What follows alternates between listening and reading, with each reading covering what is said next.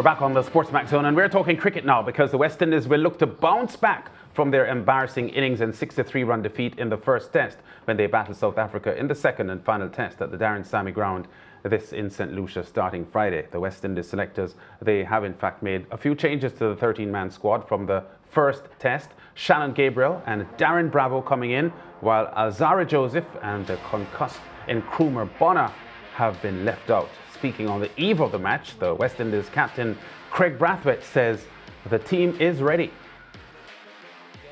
In a very good spirits and pretty much looking forward to the next test. The first game is behind us, and the guys really looking forward, to the last game. Looking at some of the dismissals, as batsmen we saw, some of them you could leave. I mean, it's pretty easy to say you could leave, the balls, but I think in terms of the areas we saw the balls, they were pitched and stuff. Obviously not, not on the stumps. So I think as batsmen, we did agree we could leave, balls better, especially at some periods. Because I thought in periods we did leave some balls well, but it's consistently do that, throughout, a day's play. So I think that's one thing, we could do better, but we still gotta, sticking to our plans, in terms of, because obviously batting is about scoring runs. So it's still the mixture. But I think obviously the pressure they will create, you obviously have to leave a good set of balls. So we do agree, we could leave better. But for me, the batsmen, I just want to urge them to continue, back in their plans. And obviously back in their plans is obviously scoring runs as well. Yeah, Craig Brathwaite there. Meanwhile, the South Africa captain, Dean Elgar, says the objective for his touring team is to win their first away test series since the New Zealand tour in 2017. Ultimately, why we're here is to win tests and win test series. We've got like one foot in the bag so far. And in my opinion, we're not going to stop there. I still want another test win, and obviously try to seal out the series 2-0 would be brilliant for us. I think just winning one test has gone such a long way for us already. And I think we realize that another test win can take us even further as a unit. Because we need test wins and we need series wins. I mean, that's the bottom line. Yeah, breaking news in the past couple of hours from the St. Lucian officials. Each day, a maximum of 400 fully vaccinated fans will have the chance to watch the second test at the Darren Sammy Cricket Stadium. This will mark the first time since the COVID-19 pandemic that fans will be admitted to see the West Indies in action on home soil. Admission to the ground will be free on presentation and validation of personal vaccination documents and also a photo ID. Fans will need to wear face masks to gain entry to the ground and must keep them on while in the stadium. Joining us now to preview this second test, international cricket commentator Fazeer Mohammed. Faz, we heard Craig Brathwaite, the West Indies captain, speaking quite positively just now. You are there. How are you seeing this second test? Because the first test was very forgettable, I would say, for the team. Indeed. Well, you in your introduction just said bounce back, and that's exactly as far as the bounce element of it, the West Indies are going to have to cope with. Again, the main consideration, though, right now, Lance, is the weather. It's been raining all day today, sometimes very, very heavily. I know there's been quite a bit of rain in Barbados as well, so there's more on the way here, Barbados being east of St. Lucia. So it's a system that is going through, from what we understand.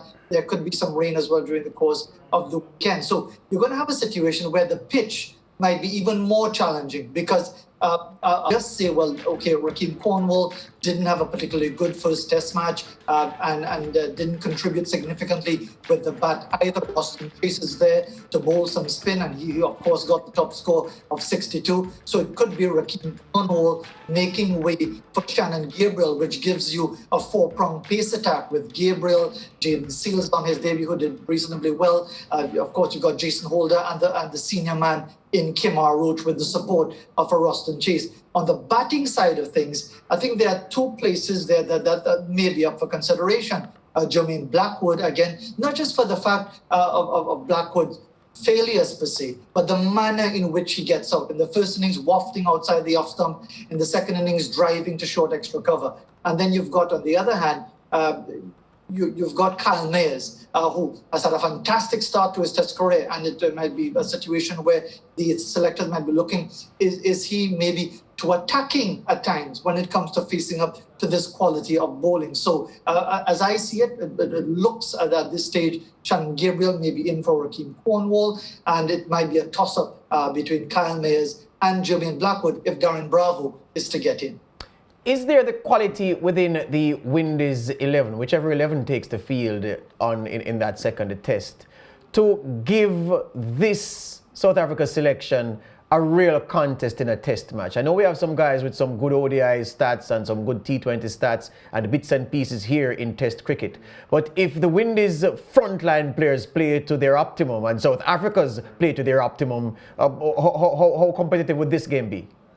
If that happens, South Africa win because they have the greater experience. They again 322 in response and put their team in a virtually unbeatable situation, and that is the challenge that the West Indies face. Yes, they've had a good start to 2021. They want to obviously send the message that what happened a few days ago was an aberration, but to do that, a lot of players, not one or two, a number of players need to lift their game significantly beyond their really ordinary numbers, especially with the bat. And I think that is what is so important. It's not about just beating up on the team and crying down the team, but recognizing that they themselves need to rise beyond those rather ordinary numbers. It is conceivable that Shea Hope will play and that Kieran Powell will also play in the Windies 11. Would you be tempted to have Powell open and drop Hope down in the middle order? I think that that's almost automatic because you've never gotten the feeling that Shea Hope was entirely comfortable at the top of the order in Test cricket. It's a different story in the one-day game, and we know that. We see the numbers that justify him being at the top of the order. And it could also be a situation where it might be a toss-up. If Bravo is considered to be in the final 11, whether Bravo will bring at 3 and Hope at 4 and Chase at 5. So there are a number of options, and I know some people have speculated that there's too much adjusting with the batting order and so on. Well, based on what would have happened in that first test match, the West Indies really need to take a hard look at those who are capable of coping with that sustained hostility. And I think it might sound very repetitive, but this is the issue, that the West Indies were found wanting severely when it came to coping with that type of bowling. And again, it's not about the pitch. Obviously, the toss impacted on the West Indies being routed. We know that. But again, they got 162 in the second innings, which is a poor score anyway. So it's about these players, again. 4 or 5 days play, that we could have a situation where our captain is in trouble of losing his place in the team as a batsman.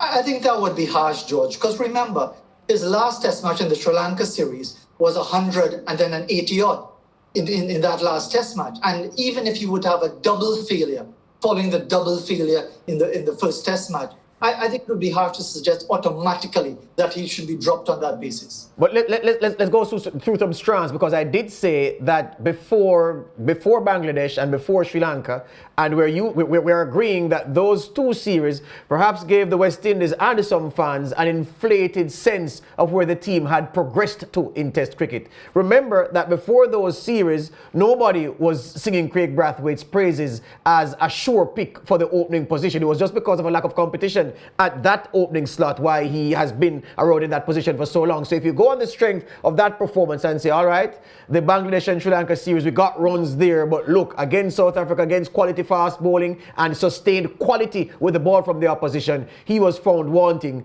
That perhaps down the road, you know how these selectors are, they aren't prepared, they aren't afraid to make changes, as we've seen, that it could be that the question comes up at least at the next selection meeting that they have post South Africa.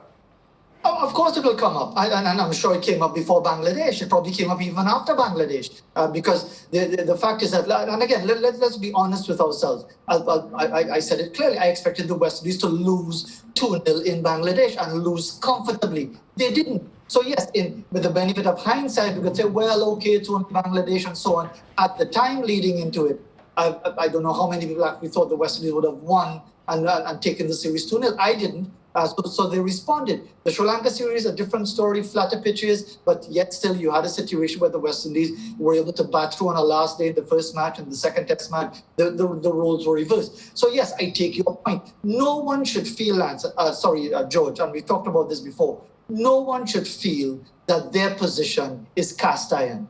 That they can almost relax, have a series of failures or don't get anybody out, and then they can't drop me because there's nobody really beating down the door. No one should be allowed to feel that way in our West Indies cricket setup. It's a different thing from saying you should always feel under pressure. That's a different situation. But I think people should be recognizing that you have to perform. This is elite level sport. And if you're consistently failing, then a question has to be asked if it doesn't, whether or not it actually results in you being left out of the team. But as you're right, the question has to be asked if that would happen again. Top stuff, Fazeer. Which jersey is that you're wearing today?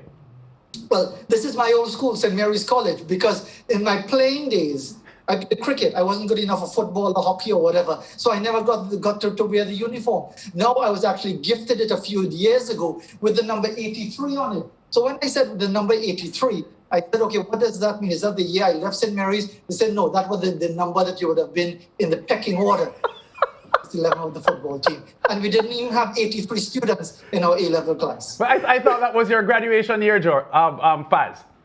It actually was my graduation year, but somebody told me that they were being kind. It was just a coincidence that if I were to actually make the first 11, there would be 82 others, including a lot of bookworms, to get into the team ahead of me. I'll leave you with this, Fazeer. There's a friend of mine who once said that he was once keen to play schoolboy sports and to excel until he realized that he could buy any trophy he wanted and write his name on it. Well, I did that once and I felt very hollow. Thank you very much, my friend. All the best to you. Yeah. Take care. Yeah, George, I know we've got to wrap this segment, but can our producers just replay quickly for us the Craig Brathwaite comments that we had played earlier on? Because there's something he said pre-match that I think I want us to dissect. Can we? I'm sure. The guys in a very good spirits and pretty much looking forward to the next test. The first game is behind us, and the guys really looking forward, to the last game. Looking at some of the dismissals, as batsmen we saw, some of them you could leave. I mean, it's pretty easy to say you could leave, the balls, but I think in terms of the areas we saw the balls, they were pitched and stuff. Obviously not, not on the stumps. So I think as batsmen, we did agree we could leave, balls better, especially at some periods. Because I thought in periods we did leave some balls well, but it's consistently do that, throughout, a day's play. So I think that's one thing, we could do better, but we still gotta, sticking to our plans, in terms of, because obviously batting is about scoring runs. So it's still the mixture. But I think obviously the pressure they will create, you obviously have to leave a good set of balls. So we do agree, we could leave better. But for me, the batsmen, I just want to urge them to continue, backing their plans.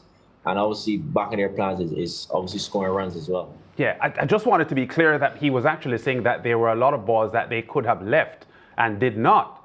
But there were 3 batsmen who were bold, not offering shots. Jason Holder lost his off stump. Yes, and leaving alone. And Joshua De Silva as well. Yeah. So very ticklish position here based on the line, that nagging line that the South Africans are bowling. So let's hope the weather holds. Paz says it's been raining in St. Lucia. It's the West Indies that need a result here, because if rain affects this and there's a no result, the South Africans win the series. We go to break, and we'll be back with Copa football after this.